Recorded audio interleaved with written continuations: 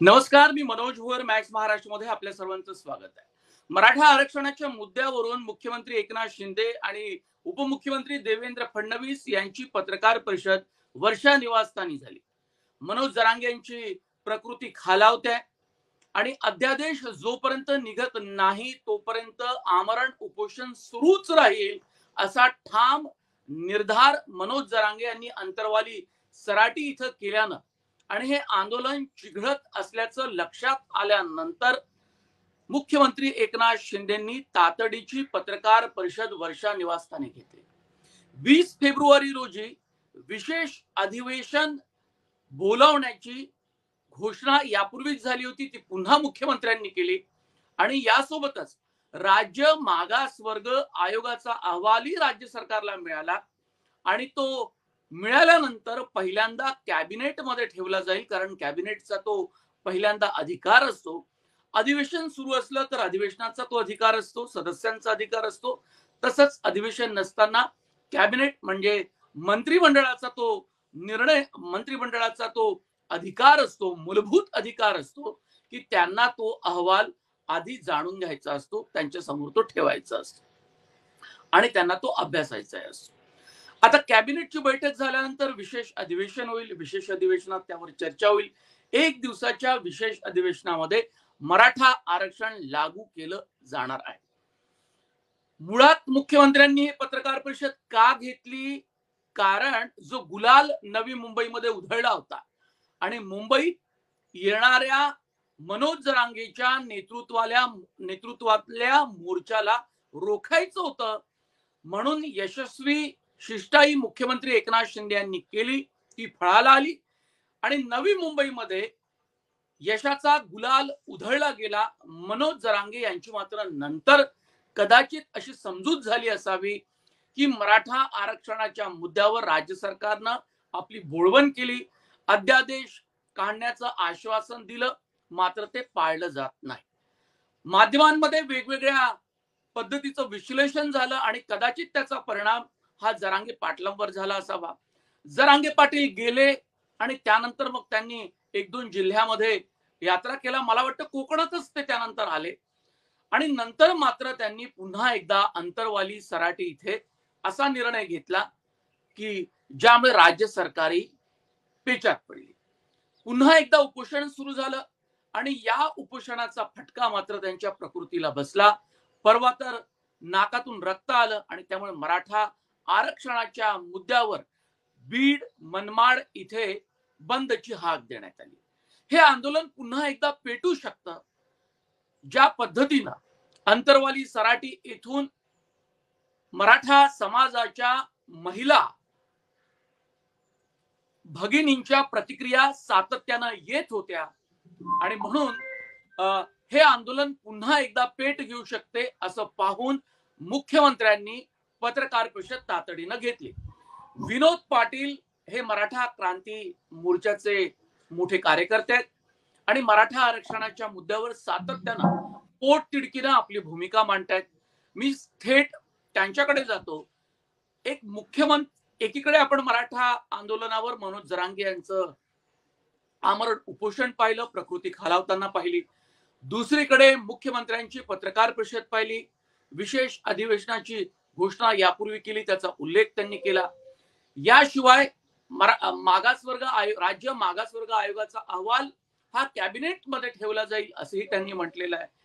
आणि या संबंध मुद्द्यावर आपली काय भूमिका आहे? की जर आपण जर बघितलं तर 2 प्रकार आहेत की मराठा समाजामध्ये ज्या कुणबी नोंदी, ज्या पूर्वी ज्या काही कुणबी नोंदीसाठीचं जे आमच्या मनोज जरांगेंनी ज्या आंदोलन केलं, त्या आंदोलनाचा पहिला एक हे होता की ज्या कुणबी नोंदी आहेत त्यांना सर्वांना कुणबी नोंदी द्या आणि त्याचबरोबर जे काही त्यांचे सगळे सोयरे आहेत त्या सगळ्या सोयऱ्यांना त्या नोंदीच्या आधारे तुम्ही कुणबी सर्टिफिकेट द्या. एक कुणबीसाठीचा एक मागणी होती. आता त्यानंतर त्याचबरोबर एक पॅरलल मागणी देखील मराठा समाजाची होती की ज्या लोकांच्या कुणबी नोंदी निघत नाहीत, जे मराठवाडा असू दे, पश्चिम महाराष्ट्र असू दे, कोकण असू दे की ज्यांच्या कुणबी नोंदी नाही आहेत, ज्यांच्या नोंदी फक्त आणि फक्त मराठा म्हणून आहेत, त्यांच्या आरक्षणा त्यांना लावून धरलेली की आम्हाला कुणबी नोंदी मिळू शकत नाहीत, आमच्या त्यासाठीचे कोणतेही पुरावे नाही आहेत, तर त्यासाठी आम्हाला आरक्षणाचं काय. तर सरकारनं जे काही एससीबीसी जे आरक्षण होतं पूर्वीचं, एससीबीसीचं आरक्षण जे सुप्रीम कोर्टानं फेटाळलं, तर सुप्रीम कोर्टानं ज्या त्रुटी दाखवल्या आणि ज्या न्यायमूर्ती भोसले समितीने ते देखील त्या शिफारशी केल्या की या त्रुटी दूर करा आणि मराठ्यांना आरक्षण परत फेर सर्वे करून या त्रुटी दूर करून मग परत आरक्षण देऊ शकतो. तर त्या भोसले समितीच्या शिफारशीनुसार हे आयोग गठन केलं आणि त्यानंतर या आयोगानं युद्ध पातळीवर हा रिपोर्ट आता मुख्यमंत्र्यांना सादर केलेला आहे. कॅबिनेटमध्ये हा रिपोर्ट जाईल, त्यानंतर विधिमंडळामध्ये मांडला जाईल आणि मराठ्यांना मराठा म्हणून जे आरक्षण जे पाहिजे आहे तर ते मिळेल. कुणबी सर्टिफिकेट हा वेगळा पार्ट आहे आणि मराठा आरक्षण हा वेगळा पार्ट आहे, हे एक लक्षात घेतलं पाहिजे आपण. तर मराठा समाजाला हा एक दिलासादायक पाऊल म्हणता येईल आणि अशा पद्धतीनं झालं तर एक मोठा जो वर्ग आहे मराठा म्हणून जो वर्ग आहे त्या वर्गाला आरक्षणाचा हा दरवाजा ओपन झालेला. मनोज जरांगेंचं आक्रमक उपोषण, आमरण उपोषण आणि दुसरीकडे मुख्यमंत्र्यांनी पत्रकार परिषदेत मांडलेली भूमिका, तुम्हाला मुख्यमंत्र्यांची पूर्ण भूमिका पटलेली आहे की यात तुमचा काही मुद्दा किंवा मागणी आहे पाटील साहेब? आमचं म्हणणं असं आहे की मुख्यमंत्र्यांनी मनोज जरांगे पाटील जे आता उपोषण करत आहेत, मनोज जरांगे पाटलांनी ज्या काही मागण्या केलेल्या आहेत की ज्या कुणबी समाजासाठीच्या मागण्या असतील किंवा केसेस पाठीमागे घ्यायची मागणी असेल किंवा ह्या मागण्या, कारण आज 7वा दिवस आहे मनोज जरांगे पाटलांच्या उपोषणाचा, तर मुख्यमंत्र्यांनी त्यावर देखील ताबडतोब ऍक्शन घेतलं पाहिजे आणि त्यासाठी जे काही करायला पाहिजे. जर तुम्ही केसेस मागे घेणार असाल आणि जरांगेंची जर मागणी असेल की केसेस मागे घेतल्या, आंतरवली सराटी सकट सर्व केसेस तर मागे घेतल्या, तर मला वाटतं की तो एक मुख्यमंत्र्यांचं एक चांगलं पाऊल असेल. त्याचबरोबर जे कुणबी सर्टिफिकेट आणि ते जे काही त्यासाठी जे सगळे सोयरेचं जे त्यामध्ये जे अडकून पडलेलं आहे, महत्वाचं आहे की सगळेच मुख्यमंत्री किंवा सरकार आपण म्हणूया की सगळे सोयरे कायद्यात बसतंय नाही बसतंय किंवा त्या पितृसत्ताक मातृसत्ताक हा जो तिढा आहे हा तिढा मुख्यमंत्र्यांनी सोडवला पाहिजे, लक्षात घ्या. कारण तुम्ही जरांगेंना आश्वासन दिलंय की आम्ही तुमचा हा तिढा सोडवतो, तर तुम्ही त्यात घातलेलं आहे की सगळे सोयरे आजची व्याख्या पितृसत्ताक घातलेली आहे. त्याचबरोबर तुम्ही एक जात म्हणजे एकच जात घातलेला आहे. जर कायद्या दृष्टीनं बघायला गेलं तर ही जी एक मला वाटतं की एक मेक आहे यातली की जर कायद्याच्या दृष्टीनं कुणबी आणि मराठा जर वेगळा असेल, जर मराठा आणि कुणबी एक असता तर कुणबींना 70 वर्ष आरक्षण आहे, मग मराठ्यांना का नाही. तर ती एक जात जर झालंय की म्हणजे एक जातीय विवाह हे जे त्यात जे घातले गेलंय, तर जर कुणबी आणि मराठा एक म्हणलं तर तो एक जातीय विवाह होणार आणि कायद्यानं तर म्हणतात की 2 जाती वेगळ्या म्हणजे तो आंतरजातीय विवाह झाला. तर आंतरजातीय विवाहाला मान्यता नाही आहे, मग म्हणजे हा जो त्रांगडा आहे हे मला वाटतं की मुख्यमंत्री साहेब आणि मनोज जरांगे पाटील आणि मनोज जरांगेंचे जे काही सल्लागार असतील, वकील असतील, त्यांनी बसून ताबडतोब सोडवलं पाहिजे. कारण हा सोडवण्यासारखा एवढा सोपा विषय नाही, कारण त्रांगडं तयार झालेलं आहे. एका बाजूला मुख्यमंत्री म्हणतात की आम्ही तुमचं कुणबी सर्टिफिकेट सगळं मान्य करतो, तुमचं सगळे सोयरे मान्य करतो. अहो खरं सगळे सोयरे मान्य करायला त्यात जे काही 2-3 अटी घातलेल्या आहेत त्या अटी पूर्तता करणं कायद्याच्या दृष्टीनं तेवढं सोपं नाही आहे.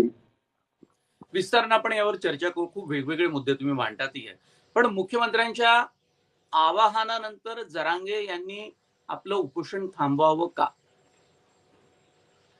मी तर पहिला एक म्हणणं आहे की जर सगळ्यात महत्वाचं माझं म्हणणं आहे की जरांगेने उपोषण आता गड आला तर सिंह गेला म्हणतात की हे पाहिजे, की कुठल्याही व्यक्तीला जर का एक लिमिट असते, तिने पूर्वी 17 दिवस, 7 दिवस आणि आजचा 7वा दिवस आहे. जर शेवटी मनुष्य प्राणीचं शरीर आहे, तर त्या शरीरावर तुम्ही किती ताण देणार, त्याला एक लिमिटेशन आहे. जर याचे काही दुष्परिणाम जर का त्यांच्या शरीरावर होणार असतील, तर मुख्यमंत्र्यांनी आवाहन केलं पाहिजे आणि मुख्यमंत्र्यांनी ताबडतोब जे मनोज जरांगे पाटलांचं उपोषण सोडवलं पाहिजे, ताबडतोब सोडवलं पाहिजे. कारण मुख्यमंत्र्यांनी म्हटलं सध्याची की आंदोलन अशा पद्धतीनं करणं राज्य सरकारनं घोषणा करून आश्वासन देऊन जर अशा पद्धतीनं आंदोलन होतंय तर ते उचित नाही, त्यांनी ते आंदोलन मागे घ्यावं असंही म्हटलं. मला असं वाटतं की प्रत्येक वेळेला आंदोलक आणि राज्य सरकार यांच्यामध्ये जर दीर्घकाळ अशा पद्धतीनं जर टॉक्स होत असतील, बातचीत होत असेल आणि त्यातून जर काही मार्ग निघत नसेल आश्वासन देऊन सुद्धा आणि आंदोलक जास्त आक्रमक होत असेल, तर राज्य सरकार सुद्धा कुठेतरी रिजिड होते. म्हणजे याचा अर्थ मला त्या शब्दात त्यांनी मुख्यमंत्र्यांनी मांडणी केली नाही, पण आता राज्य सरकारला म्हणजे मुख्यमंत्री उपमुख्यमंत्र्यांना सुद्धा ही भूमिका आवडलेली दिसत नाही मनोज जरांगेची, हे मात्र यावरून स्पष्ट होतं. कधी नव्हे ते उपमुख्यमंत्री देवेंद्र फडणवीस सुद्धा मुख्यमंत्र्यांच्या बाजूला बसले. नवी मुंबईमध्ये मुख्यमंत्री एकटेच गेले होते. अजित पवार तर या मराठा आरक्षणाच्या मुद्द्यावर तुम्हाला दिलीपजी कुठेही दिसत नसतील. अंग काढून घेतलेले अजित पवारांनी अशाच प्रकारे भूमिका त्यांची आहे. कुठेही ते वादविवादात पडत नाही. त्यांच्या पक्षाचे छगन भुजबळ मात्र मराठा आरक्षणाच्या संदर्भामध्ये आपली भूमिका मांडतायत आणि यावेळेला मुख्यमंत्र्यांनी म्हटले की ओबीसी आरक्षणाला कुठेही धक्का लागू दिला जाणार नाही. दिलीपराव, महत्वाचं एक लक्षात घ्या, आता सरकार म्हणून मुख्यमंत्र्यांच्या धोरणाच्या बद्दल मुख्यमंत्र्यांचं धोरण देखील एक लक्षात घ्या, मुख्यमंत्री आहेत ते, त्यांच्याकडे मोठी एक थिंक टँक असते. मुख्यमंत्र्यांचं धोरण हे झिगझॅग धोरण म्हणता येईल. कारण लक्षात घ्या, जी स्टेप फॉलो करायला पाहिजे. जर का पहिलं जे उपोषण होतं त्या उपोषणामध्ये पहिल्यांदा तुम्ही विभागीय आयुक्त पाठवायला पाहिजे होते, हे पाठवायला पाहिजे होते, त्यानंतर सेक्रेटरी लेवलची लोक पाठवायला पाहिजे होती, मग मंत्री, मग मुख्यमंत्री. तुम्ही पहिल्यांदा मुख्यमंत्री गेले, मंत्री गेले, कॅबिनेट मंत्री गेले, 8 मंत्री गेले आणि त्यानंतर आता जर तुम्ही तिथं गुलाल उधळला, त्या ठिकाणी सांगितलं की आमचं झालं.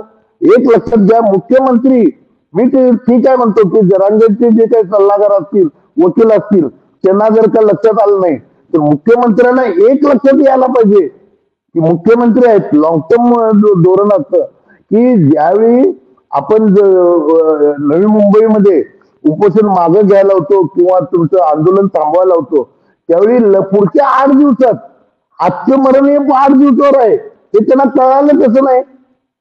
महत्वाचं आहे ते. कारण 8 दिवसानंतर, कारण फार दिवस चालू शकत नव्हते. आणि आता काय झालंय की आता ज्यावेळी जरांगेंचं उपोषण चालू आहे, तुम्ही काय लेवलची लोक पाठवता हो त्या ठिकाणी, की कुठे तर काल मला समजलं की तलाठी वगैरे, हे बघा, मला तलाठी किंवा तहसीलदारांच्या कुणाचा अपमान करायचा नाही, काही नाही. खरं जे डिसिजन मेकिंगची लोक आहेत, की जो निर्णय घेऊ शकतात आणि जे सरकारपर्यंत व्यवस्थित पोहोचू शकतात, अशी लोक तुम्ही पाठवायचं बंद केलं. आता तुम्ही म्हणायला लागला की तुम्हाला जर का खरोखर जर का त्यांचं उपोषण जर संपवायचं असेल तर तुम्ही त्या ठिकाणी जबाबदार व्यक्ती पाठवायला पाहिजे आणि त्यांच्याशी चर्चा करून जे काय आता टाइम देणं म्हणजे जरांगेंच्या दृष्टीनं अडचणीत होऊन बसलंय. मग अशा वेळी तुम्हाला मार्ग काय, उपोषण तर संपवायला पाहिजे ताबडतोब. तुम्ही निघाला कोल्हापूरला 2 दिवसाचं अधिवेशन, अजितदादा निघाले त्यांचं काय तर ते मग करणार काय. म्हणजे मुख्यमंत्र्यांनी जर का सगळे जर त्यांचं मंत्रिमंडळ जर वेगळ्या ठिकाणी जाणार असेल, म्हणजे जरांगेंनी ते वाट बघत बसायचं का 2 दिवस अधिवेशनाचं. उपोषण करायला लागलं ते व्यक्ती. म्हणजे सरकार, मी म्हणणार सरकार. दिलीपराव, एक दुसरं म्हणजे जो गुलाल विजयाचा उधळला गेला होता नवी मुंबईमध्ये, त्यानंतर पुन्हा एकदा मनोज जरांगे यांना उपोषणाची आणि तेही आमरण उपोषणाची गरज भासावी, लोक मोठे संभ्रमित झाले की नेमकं चाललं काय. बरं, आता ज्या पद्धतीनं नवी मुंबईमध्ये आंदोलन पोहोचलं होतं, प्रसिद्धी माध्यम त्यांच्या मागे मागे होतं, माध्यमांमध्ये खूप मोठ्या प्रमाणात बातम्या यायच्या. आता आमरण उपोषणाच्या बातम्या सुरुवातीच्या काळात अजिबात येत नव्हत्या, हेही तुम्ही लक्षात घ्या. माध्यमांचंही दुर्लक्ष झालं होतं, हेही तुम्ही लक्षात घ्या. तुम्ही बघताय हे मराठा आंदोलन, आरक्षणाच्या मुद्द्यावर वेगवेगळ्या ठिकाणी बंदची दिलेली हाक, या गोष्टी का होत्यात? मला मराठा क्रांती मोर्चा आणि मनोज जरांगेच्या आंदोलनाचे एक मराठा समाजाचे समर्थक म्हणून तुमच्याकडून जाणून घ्यायचं आहे की आता पुन्हा एकदा आंदोलनाची हाक का द्यावी लागली? सारखे सारखे त्याच मुद्द्यावर जे आंदोलन होत आहे आणि ज्यामुळे मराठा समाज हा पेटून उठला होता मराठा आरक्षणाच्या मुद्द्यावर राज्यभरामध्ये. मी तुम्हाला याच्यात एकच याच्यात देतो, हे सारखं सारखं आंदोलन का होतंय याला दोष मराठा समाजाला देण्यापेक्षा तुम्ही मुख्यमंत्र्यांच्या भूमिकेला बघा ना. नाही, मी एकतर हे देत नाही, म्हणजे हे क्लिअर करून टाकतो. मराठा समाजाची भूमिका, मुख्यमंत्र्यांची भूमिका याचं आपण विश्लेषण करतो, आपण दोष देत नाही. मी प्रश्न विचारला की एकदा इतकं मोठं आंदोलन झाल्यानंतर आमरण उपोषण का होतंय, म्हणजे त्याच्या मागे कारण काय? नाही, महत्वाचं एक लक्षात घ्या. आपल्याला सांगतो की सरकारचं म्हणजे याचा अर्थ काय झाला? सरकार आणि आंदोलन करते यांच्याबद्दल परस्पराबद्दल विश्वास नाही. हा विश्वास तयार करायची जबाबदारी कुणाची? आंदोलन करते एक लक्षात घ्या रस्त्यावरचे असतात, त्या ठिकाणी त्यांना सल्लागार असतात, वकील असतात, खरंच एक टाइमिंग असतात. सरकारकडे मोठी यंत्रणा असते, IAS लोक असतात, त्यानंतर वकिलांची मोठी फौज असते, तर सरकारला सल्ला देणारी मोठी टीम असते. अशा वेळी सरकारनं हे नाही करून चालणार ना, लक्षात घ्या, बरोबर ना? म्हणजे सरकारबद्दल यांच्यात अविश्वास आहे, हे विचार करा. सरकारबद्दल आंदोलकांच्या मनात अविश्वास आहे, सरकार विश्वास संपादन करू शकलं नाहीत, यामुळे वारंवार एकाच मुद्द्यावर आंदोलन करावं लागतं. पण मग मनोज जरांगे यांनी तर विजयाचा गुलाल उधळला होता, मग त्यावेळेला नेमकं काय झालं? त्यावेळेला अध्यादेशाची मागणी पूर्ण करू असं म्हटलं गेलं होतं, पण अध्यादेशाच्या संदर्भामध्ये अधिवेशनाची गरज असते किंवा कॅबिनेटची गरज असते, त्यापूर्वी तर काही अध्यादेश निघू शकत नाही. म्हणजे नेमकं काय झालं? तिथेच आणखी काही मागण्या करायला पाहिजे होत्या का जरांगे पाटलांनी? नाही, जरांगे पाटलांनी अध्यादेश, एक लक्षात घ्या, अध्यादेश असू दे किंवा नोटिफिकेशन असू दे किंवा काय असू दे, या ज्या गोष्टी आहेत या सरकारी दस्तावेज आहेत. सरकारी दस्तावेज कशा पद्धतीनं मांडायचे, कशा पद्धतीनं ते इम्प्लिमेंट करता येतं, ही सरकारची ड्युटी आहे. या ठिकाणी मनोज जरांगेची ड्युटीच नाही आहे ती. मनोज जरांगेने काय म्हणणार की आम्हाला जे काय दिलंय तिचं कृतीमध्ये दिसावं, इथपर्यंत त्यांची ड्युटी आहे. तुमचा अध्यादेश आहे का, अधिसूचना आहे का, कायदा झालाय का, काय झालाय, ही त्यांना अपेक्षितच नाही त्यांच्याकडून. लक्षात घ्या की त्यांच्याकडून याबद्दल माहिती असणं त्यांना पूर्णपणे अपेक्षित नाही. सरकारचे जे काही आहे सल्लागारांनी हे केलं पाहिजे. बरं, राज्य मागास वर्ग आयोगाचा जो अहवाल आलाय आणि त्या संदर्भात सुनील शुक्रे हे सुद्धा पत्रकार परिषदेमध्ये उपस्थित होते आणि नंतर तेही माध्यमांना सामोरे गेले. तर त्यांनी असं सांगितलं की हा ऐतिहासिक अहवाल आहे आणि कुणबी नोंदी नसल्या तरी सुद्धा मराठा आरक्षण दिलं जाईल असं मुख्यमंत्री म्हणाले. आणि 3.5 ते 4 लाख लोकांनी, कर्मचाऱ्यांनी राज्य सरकारच्या दिवस रात्र मेहनत करून हा अहवाल तयार केला राज्य मागासवर्ग आयोगाचा. राज्य मागासवर्गाचा आयोग वेगळा, अहवाल वेगळा.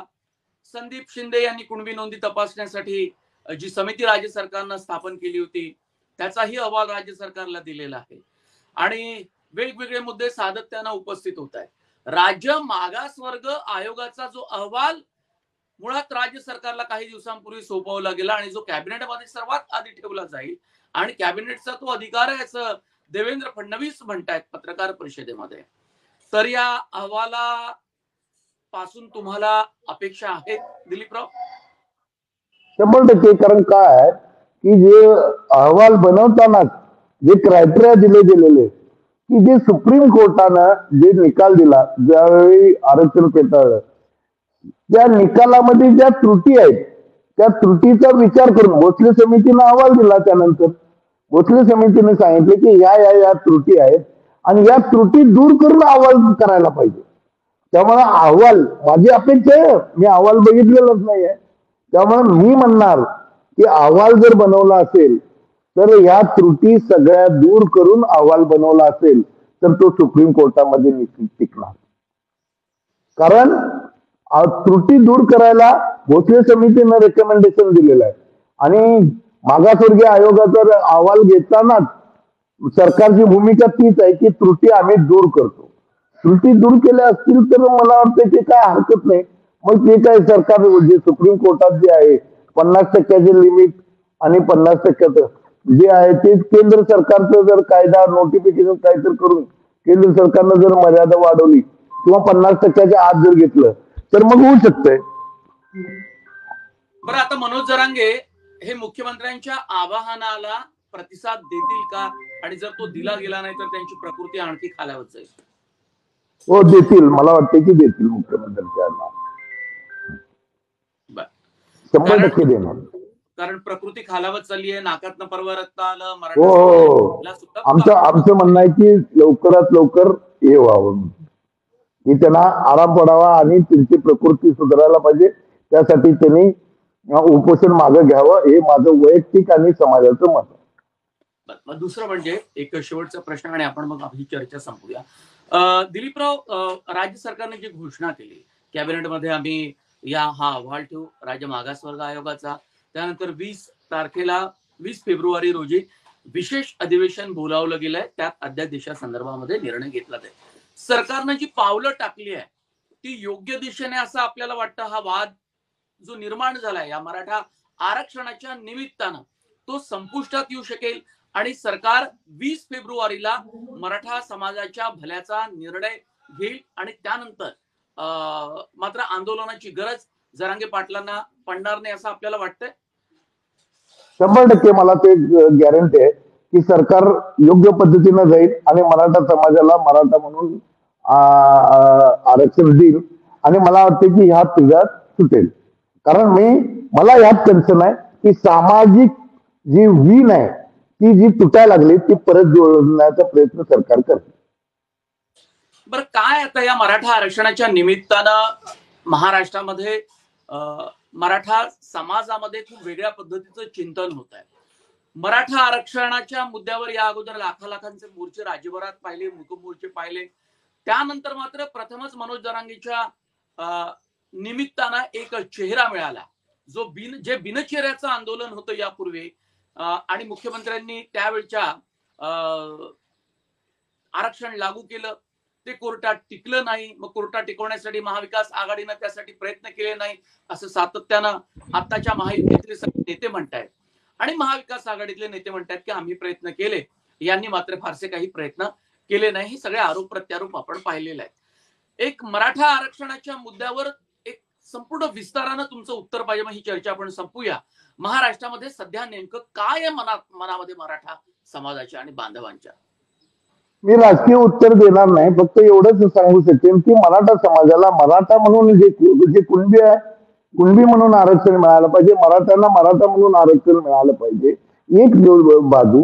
त्याचबरोबर जी सामाजिक आता जी काही तेढ निर्माण झालेलं आहे मराठा आणि मराठ्याचं, ही जी तेढ निर्माण झाली आहे ती लवकरात लवकर दुरुस्त व्हायला पाहिजे. अशी तेढ मध्ये महाराष्ट्राच्या दृष्टीनं ते चुकीचं आहे, तर ही तेढ कमी व्हावी अशी मराठा समाजाच्या दृष्टीनं आहे. आणि आमच्या मराठा गरीब विद्यार्थ्यांना आणि जे आमचे जे काही सर्व हे असतील त्यांना नोकरीमध्ये शिक्षणामध्ये आरक्षण मिळावं ही भूमिका आमची ठामच आहे. मराठा समाजाचं कल्याण होतं. कुणब्यांना कुणबी प्रमाणपत्र द्यावं, मराठा 100% द्यावं. पण तुम्ही पण ही मनोज जरांगेची वेगळी भूमिका, कुणब्यांनाच मराठा आरक्षण द्यावं असं ते म्हणतायत ना. कुणब्यांनाच मराठा आरक्षण द्या असं ते म्हणतायत. नाही त्याबद्दल मराठ्यांना हॅलो, आपण लाईव्ह चर्चा करतोय.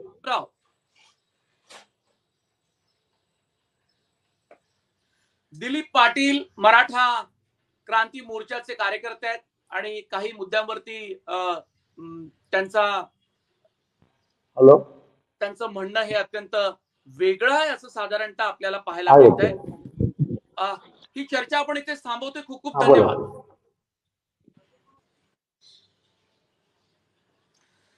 मराठा आरक्षणाच्या मुद्द्यावरची ही चर्चा आपण इथेच थांबवतो. मुख्यमंत्री एकनाथ शिंदे यांनी पत्रकार परिषद घेऊन कॅबिनेटमध्ये राज्य मागासवर्ग आयोगाचा अहवाल ठेवला जाईल आणि 20 फेब्रुवारी रोजी अधिवेशन घेतलं जाईल असं सांगून मराठा आरक्षणाच्या मुद्द्यावर मनोज जरांगे पाटलांना आपलं आमरण उपोषण मागे घेण्यासाठीचं आवाहन केलं आहे. कारण जरांगे पाटलांची प्रकृती हे दिवसेंदिवस खालावते. उपोषणाचा 7वा दिवस आहे. खूप धन्यवाद. ही चर्चा आपल्याला कशी वाटली आपण कमेंट बॉक्स मध्ये जरूर कळवा. आणि जर आमचं चॅनल सबस्क्राईब केलं नसेल max Maharashtra digital news channel तर ते अवश्य सबस्क्राईब करा. आणि ही चर्चा पाहण्यासाठी पुन्हा एकदा आपले खूप खूप धन्यवाद.